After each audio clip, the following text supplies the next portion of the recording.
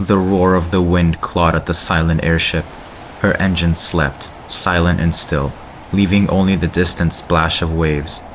Every man on deck felt the weight of the stillness, that suffocating quiet before battle, when even a breath felt too loud. Faces were grim, jaws set, eyes fixed on the grey nothingness that surrounded them. The spotter gripped his spyglass, its brass cold beneath his fingers, peering through the swirling veil of cloud. Wisps of mist drifted past like ghosts, parting just enough to reveal glimpses of the world below.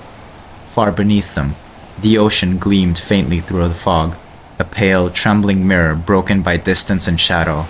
The airship floated unseen, a giant among clouds, hiding in the heavens as a predator in tall grass.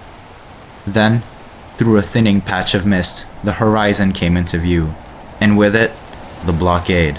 A vast wall of steel and smoke stretched across the endless blue, ships lined shoulder to shoulder like a row of sharpened blades. Crimson banners unfurled proudly in the sea breeze, their golden emblems flashing like coins beneath the sun. Black smoke coiled from the towering stacks, blotting the warm sky with streaks of war. The ocean below rippled with their reflection, a dark red stain spread across the water. Ahead lay an open sky. The clouds ended, revealing the bright, merciless world beyond. To emerge now meant to be seen. To be seen meant death. And yet, there was no turning back.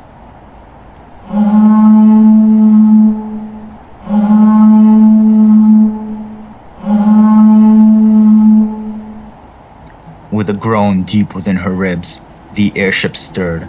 The engines began to spin, slow at first, then faster. A deep resonant hum building to a growl. Vibrations shivered through the deck as pistons awakened and gears bit into motion. The behemoth drifted forward, pushing through the last wisp of cloud until her silver hull broke into the open sky. Sunlight spilled across her armor. The sea stretched endlessly below, the Blockade glinting like a scar upon its surface. The warship's horns bellowed, a sound that tore through the heavens like a battle cry of a beast. Before the airship had even cleared the last wisp of cloud, the first shells came screaming from the Blockade.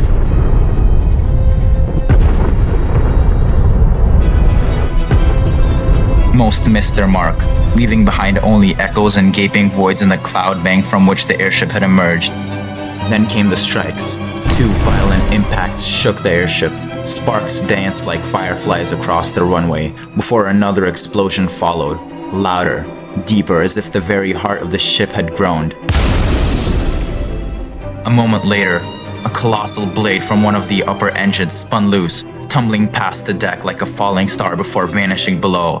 The faint crash that followed was swallowed by waves, distant and final. Meanwhile, inside the airship, crewmen huddled in the lower deck, faces pale, eyes wide in the dim, flickering light.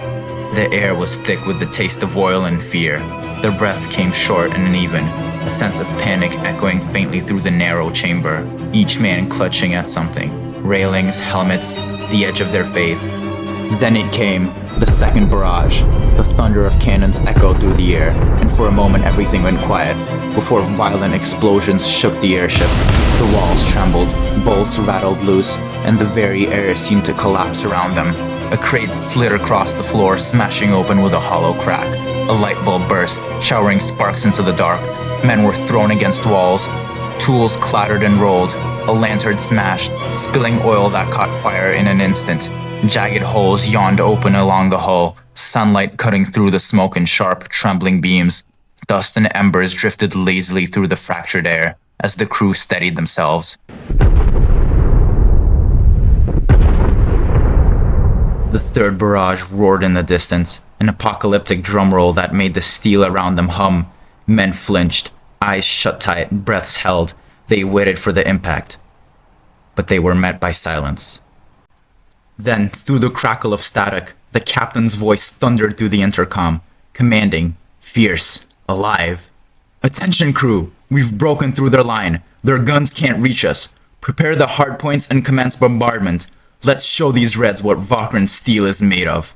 A cheer erupted across the deck, raw and defiant. Fear turned into fire in their chest. Crewmen rushed to the storage compartment, hauling out heavy bombs meant for aircraft. their hands trembling not from fear, but from anticipation. The wind howled as they leaned over the railings. The world below spread out like a living map, ships glinting in the sunlight, tiny flashes of red and gold banners marking their prey. One by one, the ordinances were released. The bombs whistled down like a rain of vengeance. Moments later, the ocean erupted in fire and fury. Plumes of flames tore skywards, ships split apart, and the azure waves turned black with oil. A single warship vanished in a blinding explosion as its ammunition stores ignited, scattering molten steel and debris across the sea. Flames raced across the slick of fuel, painting the water in blazing streaks of orange and gold. From above, the crew watched in awe as chaos bloomed beneath them. A storm of smoke, fire, and triumph. For the first time in hours, they could breathe again. The fear that once gripped their hearts was gone, replaced by a fierce, unshakable thrill of victory. The blockade scattered, red flags sinking slowly into the oily waves as ships burned and drifted apart. The airship surged through the smoke and ruin, unstoppable now, its crew riding a tide of steam and triumph. Ahead lay the open sky, and beyond it, home.